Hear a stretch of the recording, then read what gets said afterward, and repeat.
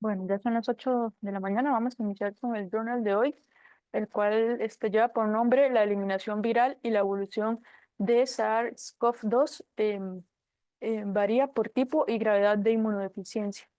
Mi profesora asesora, la doctora en medicina Rosibel Guzmán Avilán, y mi nombre es Silvia Rosario Avilés Vargas. Soy residente de primer año de alergias de inmunología clínica. Y bueno, este artículo se publicó en Science Translation Medicine, que forma parte de Science, que es de la Asociación Americana para el Avance de la Ciencia. Y bueno, tiene un factor de impacto bastante alto, de 15.8. Se publicó en enero del 2024. El autor, el doctor G. J. Lee, que trabaja en el Departamento de Medicina de Brigham and Women's Hospital en la Facultad de Medicina de Harvard y también en el Hospital General de Massachusetts. A modo de introducción, el impacto de las vacunas contra el COVID-19, sabemos que ha sido de gran importancia, ya que la vacuna contra el COVID redujo la mortalidad y también nos protege contra infecciones graves. Ha evitado decenas de millones de muertes alrededor del mundo y, a pesar de la eficacia general, algunas personas inmunodeprimidas no responden adecuadamente a la vacuna, lo que aumenta el riesgo de que estas personas vayan a tener una enfermedad grave. El papel de la inmunodepresión en la persistencia de la infección por COVID es algo que también se ha estudiado, que se sabe que cada nueva variante del síndrome respiratorio agudo severo por COVID conlleva riesgos de resistencia a los tratamientos actuales que tenemos. Y las personas inmunodeprimidas pueden albergar el virus durante más tiempo y enfrentar infecciones que van a durar más a lo largo del tiempo. Estas infecciones prolongadas en personas inmunodeprimidas pueden generar nuevas variantes del virus debido a la evolución viral acelerada que va a tener. Se sabe poco sobre estos defectos específicos del sistema inmunológico eh, predisponen a la enfermedad por COVID-19 persistente. El estado inmunodeprimido se compone de una variedad de condiciones y defectos inmunológicos, y aquellos defectos que predisponen a un individuo a la enfermedad por COVID-19 persistente todavía no se conocen o están poco caracterizados.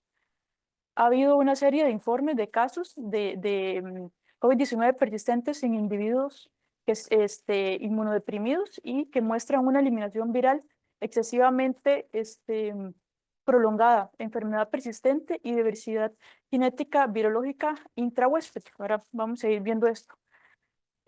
Pero sigue existiendo la necesidad de estudios a mayor escala con una caracterización virológica e inmunológica integral para poder aclarar mejor los factores de riesgo inmunológicos y los mecanismos de la infección persistente en estas personas. Entonces, el objetivo de este estudio es presentar un análisis virológico e inmunológico longitudinal detallado de una cohorte de participantes inmunodeprimidos y no inmunodeprimidos con infección por SARS-CoV-2 con el objetivo de caracterizar el espectro virológico de la infección persistente y explorar los determinantes inmunológicos que disponen a su aparición.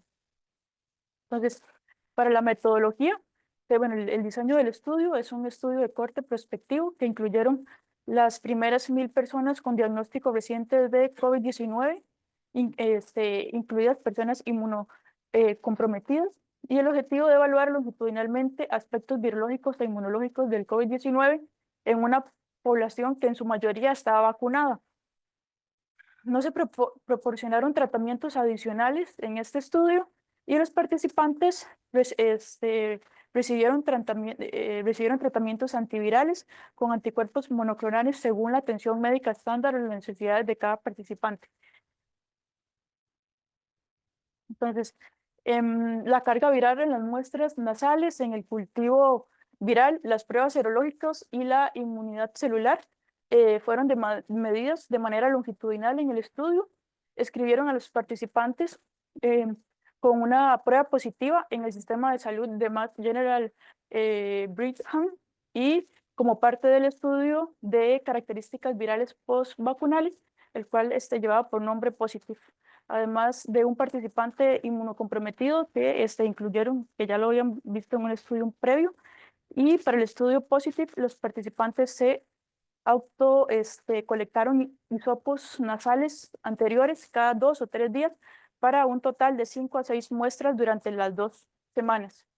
Para el único participante inmunocomprometido reportado previamente, los hisopos nasofaríngeos fueron recolectados por proveedores de atención médica. El subgrupo de participantes proporcionó muestras de sangre en dos momentos, en la fase aguda antes de los primeros 15 días y en la fase posaguda entre los 15 y 60 días de que iniciaron con los síntomas o con la prueba positiva. El estudio tiene su aprobación ética y cada participante, su consentimiento informado, fue aprobado por la Junta de Revisión Institucional del Mass General Brigham y todos los participantes firmaron un consentimiento informado al ingresar al estudio. Los participantes fueron inscritos en el sistema de salud de este centro como parte del estudio POSITIVE y estaba centrado en las características virales post-vacunales. Los participantes se dividieron en 2 grupos, que estaban los inmunocomprometidos graves y los no inmunocomprometidos, los que no tenían un inmunocompromiso que no era grave. Entonces, los graves también se dividieron en 2, que eran los pacientes con una malignidad hematológica o que tuvieron un trasplante, y los que tenían una enfermedad autoinmune grave, que principalmente atacaba las células B o con deficiencia de células B. Y los inmunocomprometidos no graves, que esos eran cualquier otro tipo de patología. Bueno, en el estudio utilizaron diferentes ensayos para evaluar diferentes aspectos de la infección por SARS-CoV-2 y la respuesta inmune en los participantes, pero ahí en el estudio pueden leer detalladamente cómo hicieron cada tipo de ensayo. Aquí nada más los vamos a nombrar porque la verdad que era algo muy detallado que ahorita no viene al caso, pero usaron ensayos de carga viral de SARS-CoV-2, ensayos de carga, también ensayos de carga viral, definición de eliminación de ARN viral de SARS-CoV-2 y la eliminación del virus cultivable, respuesta de anticuerpos neutralizantes y ensayos de anticuerpos de unión a la neoclápside, y también usaron la metodología de ELISpot de células T y secuenciación del gen de S de la proteína de espiga de SARS-CoV-2, la secuenciación del genoma completo y determinación de variantes, y la ecuación de estimación generalizada. Entonces, bueno, ahí ellos explican en el artículo cómo hicieron cada una de las pruebas. Y ya para la estadística, las variantes categóricas se resumieron utilizando el número total y el porcentaje. Se usó la prueba de chip cuadrado o exacto de Fisher para evaluar las significancias, y las variables continuas se resumieron en mediana y rangos intercuartiles. Para las pruebas no paramétricas, como utilizaron la de Wisconsin y Doom para comparaciones entre grupos, y dentro de grupos se utilizó la prueba de Wilcoxon para comparar datos emparejados. Se aplicó la ecuación de estimación generalizada y el modelo de supervivencia medio restringido para analizar datos longitudinales. El programa que utilizaron fue R en la versión 4.3.0. y una P de menos de 0.05 se consideró significativamente positiva. Bueno, ahora vamos a hablar de los resultados. El artículo sí fue muy denso, entonces, bueno, traté de poner así como lo más resumido para que podamos llevarlo en la idea principal. Entonces, las características de los participantes. De los inmunocomprometidos, 56 fueron los en total, y 184 no inmunodeprimidos. La edad de los inmunodeprimidos tiene una media de 55 años y la de los no inmunodeprimidos de 46. Se vio que los inmunodeprimidos tenían tratamientos en su mayoría con anticuerpos monoclonales y tratamientos antivirales, y tratamientos antivirales. Y el tiempo medio desde el inicio de los síntomas hasta la inscripción en los inmunodeprimidos fue de 5 días y los no inmunodeprimidos de 4 días. Y como vimos, la subdivisión de los grupos de los inmunodeprimidos fue en los de pacientes de hemato-oncología y los que tenían algún trasplante grave, que eran en total 12 pacientes. Y los que tenían una enfermedad autoinmune grave, como deficiencia de las células B, con un total de 13 pacientes, y los que tenían una inmunodeficiencia, pero no grave, que eran 31 pacientes. Entonces, durante el seguimiento, los inmunodeprimidos tenían una media de 18 días, los no inmunodeprimidos una media de 16.5 días y 8 participantes no inmunodeprimidos tenían un seguimiento que duró menos de 10 días. Se vio que la eliminación del ARN viral nasal del SARS-CoV-2 al final del periodo de seguimiento todavía estaba en el 79% de los inmunodeprimidos y en el 88% de los no inmunodeprimidos. Y la vacunación, 213 pacientes vacunados con una media de 154 días desde la última dosis hasta que ya ingresaron al estudio y 12% recibió refuerzos con Omicron.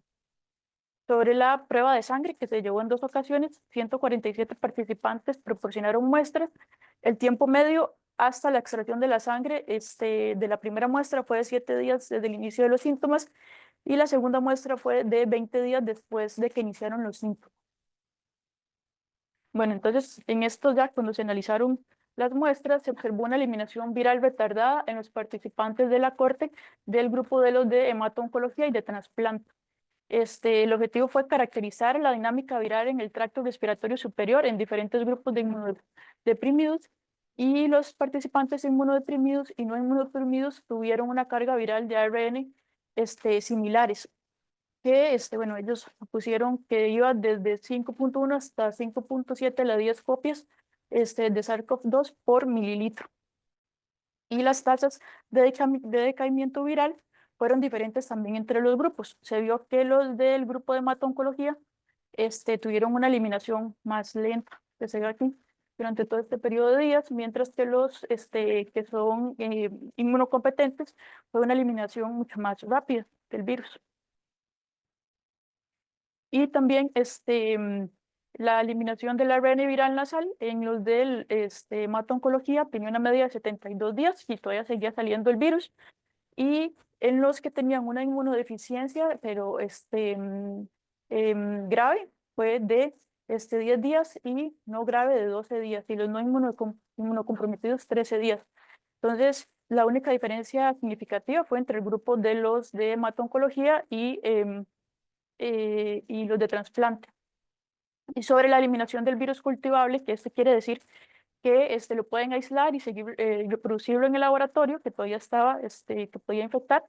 La media de los de hemato-oncología fue de 40 días, los que tenían una enfermedad autoinmune grave de 6.5 días y una no grave de 6 días. Los no inmunodeprimidos tenían una media de 7 días.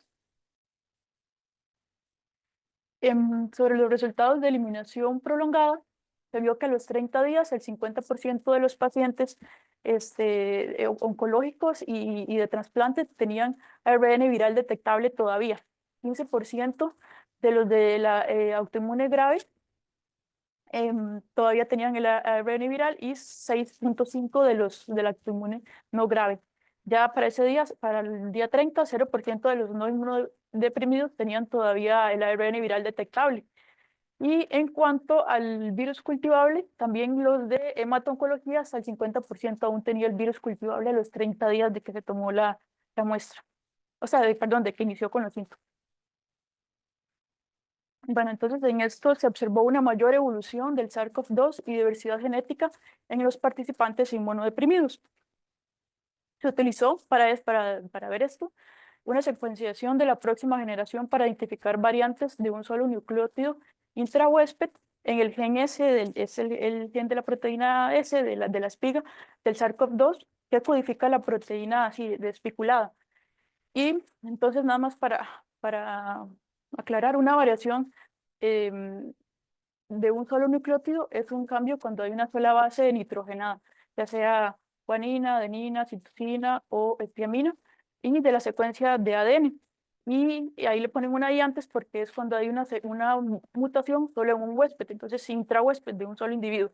Y se realizó un análisis de participantes con un genoma viral disponible al inicio y en al menos un punto de seguimiento. Entonces, los participantes gravemente inmunodeprimidos mostraron que tenían más variantes de un solo nucleótido intrahuésped emergentes a lo largo del tiempo en comparación con los grupos no inmunocomprometidos o con una inmunodeficiencia leve, o sea, que tenían más mutaciones en esta proteína a lo largo del tiempo.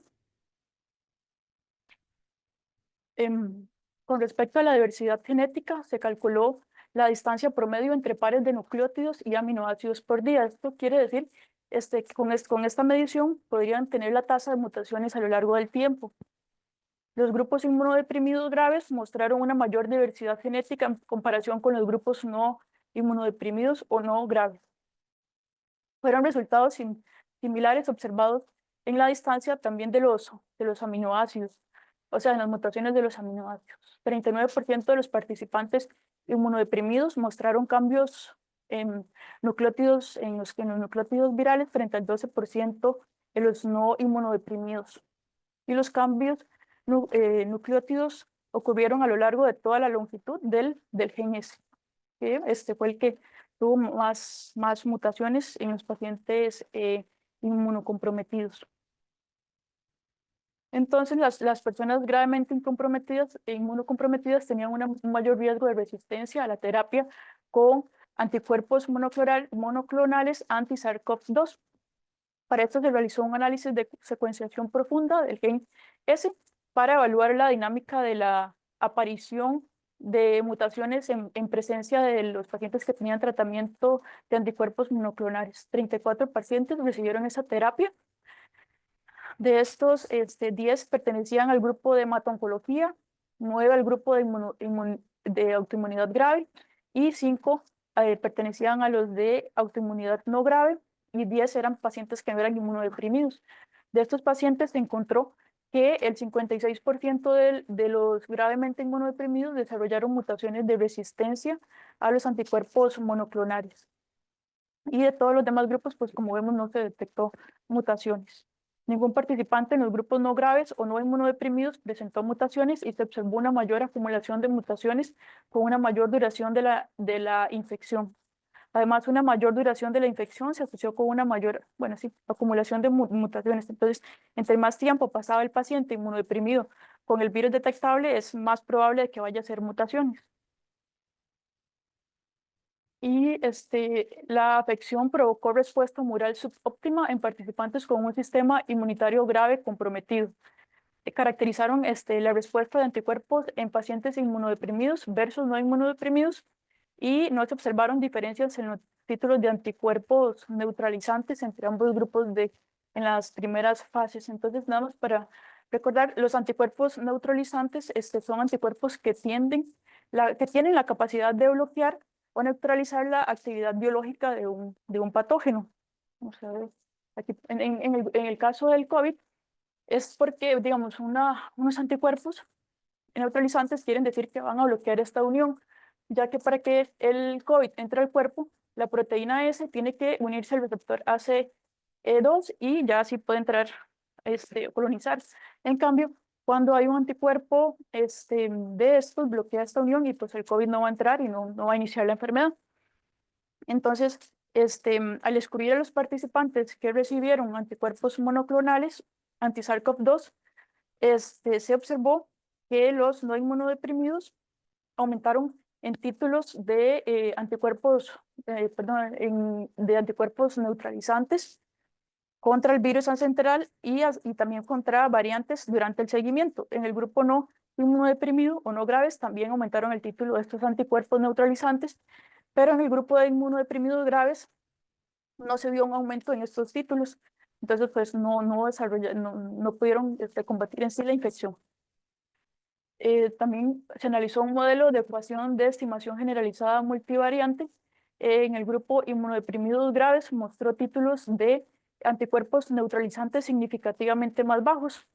Se vio que los anticuerpos antineutralizantes anti-S central, o sea, anti la proteína esta de espiga, fue 5 veces menor en el grupo no inmunodeprimidos y para las variantes del virus hasta 12 veces menor en el grupo de no inmunodeprimidos. Entonces, la vacunación previa al SARS-CoV-2 se asoció a un aumento en los títulos de anticuerpos neutralizantes y se vio que tenían las personas que se vacunaron hasta 1.7 veces más anticuerpos anti la proteína S acentral, o sea, la original del virus, y 1.3 veces para las variantes que iban surgiendo. En este estudio también evaluaron los títulos de anticuerpos de unión contra la proteína de la nucleocápside, o sea, contra la proteína N del virus. En el grupo de inmunodeprimidos, en los graves, que eran los pacientes de hemato-oncología y los de trasplante y los que tenían alguna inmunodeficiencia grave, se dio un desarrollo más lento de anticuerpos de unión con títulos más bajos. Y en el grupo de no inmunodeprimidos tenían títulos más altos y estabilización de anticuerpos de unión alrededor ya de 20 a 25 días. Y en el grupo de hemato-oncología se dio un desarrollo retardado de anticuerpos con niveles bajos hasta después de los 50 días. Entonces, pues que no desarrollaron los anticuerpos. En el grupo de los pacientes con inmunodeficiencia grave, se observó respuestas disminuidas de las células T a la proteína espiga y se analizaron respuestas de células T, CD8 específicamente de la proteína S en participantes con diferentes grados de inmunosupresión. En el grupo de hemato-oncología mostró respuestas de células T a la proteína espiga con una menor proliferación de células T, CD4 y CD8 en comparado con los otros grupos. Y en el grupo que tenían una inmunodeficiencia no grave, se exhibió respuestas más robustas con una mayor proliferación de células T en comparación con el grupo de hemato-oncología y los inmunodeprimidos graves. Entonces, en el seguimiento, se vio que los pacientes de hemato-oncología mostraron proliferación deficiente de las células TCD4 y CD8, pero a pesar de que tenían una secreción adecuada de interferón gamma comparable con el grupo de no inmunodeprimidos.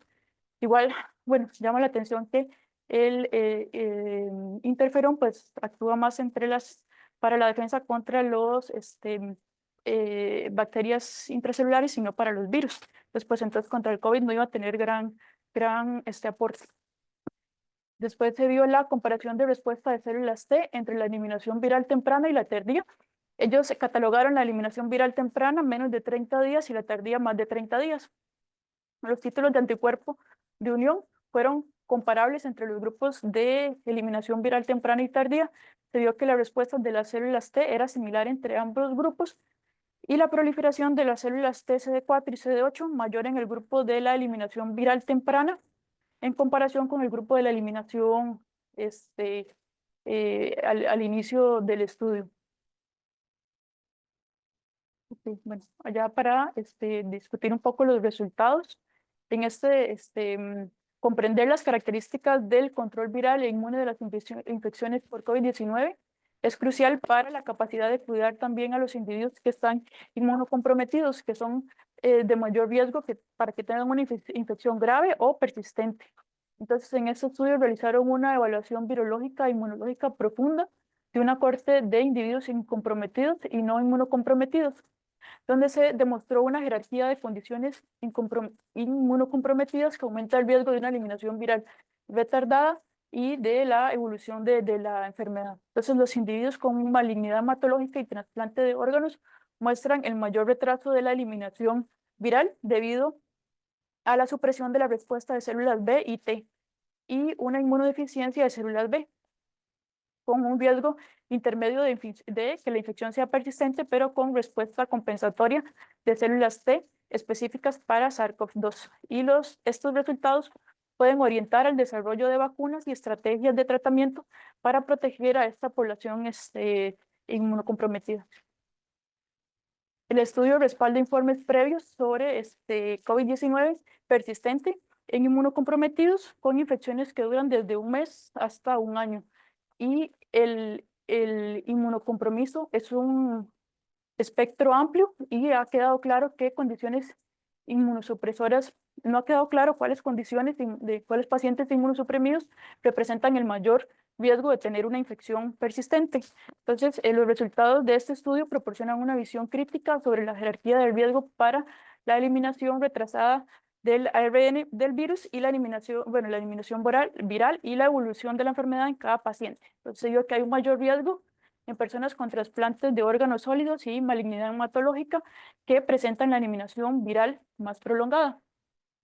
Hay un riesgo intermedio en aquellos con condiciones autoinmunes que reciben terapia de depleción de células B y deficiencia primaria de células B.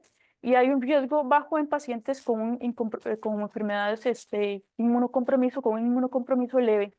que muestran una eliminación viral similar a los pacientes que no son inmunocomprometidos. Han habido varios informes previos de casos de individuos inmunocomprometidos con la enfermedad, o sea, con COVID-19 crónico y acumulación de polimorfismos virales y mutaciones de resistencia a fármacos, pero también se ha estudiado poco. Utilizaron en el estudio secuencias profundas específicas para el gen S para evaluar la evolución y diversidad viral a lo largo del tiempo, y los individuos más inmunocomprometidos tienen un mayor riesgo de desarrollar mutaciones de resistencia a los anticuerpos monoclonales. Los inmunocomprometidos pueden ser una fuente de evolución del virus, o sea, como tienden a aparecer más mutaciones en estos pacientes, ya que el virus va a estar más tiempo en el organismo. Dentro de los inmunocomprometidos graves existen variaciones en los patrones de la evolución viral. Igual se requieren más estudios para conocer más la evolución del virus en estos pacientes. Otro aspecto que destaca del estudio es el análisis detallado de la respuesta de las células B y T, que se vio que los títulos de anticuerpos neutralizantes son menores en el grupo de inmunocomprometidos graves, con un aumento del 10 al 20% en comparación con los individuos no inmunocomprometidos. Y el impacto de la vacunación también se vio que cada dosis adicional de la vacuna aumenta los títulos de anticuerpos en 1.5 veces, y que esto por eso la importancia de seguir las recomendaciones sobre la vacuna. Y la inmunidad no dependiente de células B, se vio que casos de recuperación sin anticuerpos específicos contra SARS-CoV-2 sugieren que las células T pueden ser suficientes para la eliminación del virus, incluso en ausencia de células B funcionales. Y se reportaron casos de individuos, bueno, se han reportado en la literatura casos de individuos con agamaglobulinemia ligada al cromosoma X que desarrollan neumonía por SARS-CoV-2, pero que se recuperan a pesar de la falta de inmunoglobulina específica contra el virus. Y se vio que en este estudio el riesgo de infección crónica fue más alto en los participantes de hemato-oncología, que la respuesta por una respuesta óptima de células T con una menor proliferación. Y en los grupos que tenían un inmunocompromiso leve, la respuesta de células TC8 más robusta y proliferación de células T se asocia con un riesgo intermedio de que tengan una infección crónica. Entonces, la proliferación de células T al inicio de la infección influye en la eliminación viral temprana, y la preservación de la función de las células T podría reducir el riesgo de que tengan una infección prolongada estos pacientes. Pero las limitaciones del estudio, pues en realidad fue una muestra pequeña, y especialmente en los pacientes inmunocomprometidos, que fue de 54. Solo se evaluaron respuestas inmunológicas específicas humoral y celular contra la proteína de espiga. No se incluyeron marcadores de inmunidad innata ni se analizaron variantes del SARS-CoV-2 en profundidad.